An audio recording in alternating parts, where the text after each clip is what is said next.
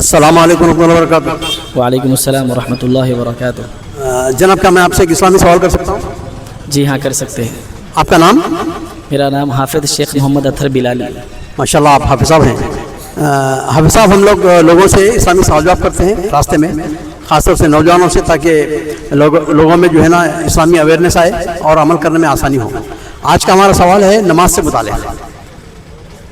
ایک شخص ہے جو نماز پڑھنا چاہ رہا ہے اور اس کے پاس قدرت بھی ہے کھڑے رہنے کی، صحت اچھی ہے، لیکن وہ کرسی پر بیٹھ کے نماز پڑھ رہا ہے، تو اس کی نماز کا کیا شرعی حکم ہے؟ پہلی بات تو نماز کا قیام فرائض میں سے ہے، اور جو فرائض کو ترک کر دے اس کی نماز نہیں ہوگی۔ اگر کوئی ناواقفیت کی وجہ سے نماز کو پڑھ بھی لے تو پھر اس کو دوبارہ دہرانا چاہیے اور پھر توبہ استغفار کرنا چاہیے، کیونکہ نماز شعائر اسلام میں سے ہے۔ کم از کم ہر انسان کو اتنی تو معلومات ہونی چاہیے کہ نماز کے فرائض، نماز کے واجبات، نماز کے مستحبات وغیرہ کیا ہے۔ اور اللہ تعالیٰ کا بھی قرآن میں ارشاد ہے وَقُومُوا لِلَّهِ قَانِتِينَ۔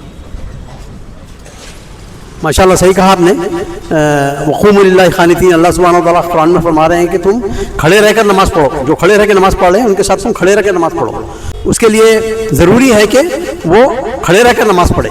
اگر کوئی بیٹھ کے نماز پڑھ رہا ہے اگر تو یہ طریقہ صحیح نہیں ہے، لیکن اگر اس کو بیٹھ کے پڑھنا ہے، اگر نفل نماز بیٹھ کے پڑھے، جیسا کہ نبی کریم صلی اللہ علیہ وسلم قیام اللیل کے اندر جب آپ تھک جاتے اور لمبا آپ کو ایک ایک پارہ دو پارہ پڑھنا ہے تو کچھ دیر قیام کر کے بیٹھ کے نماز پڑھتے تھے آپ۔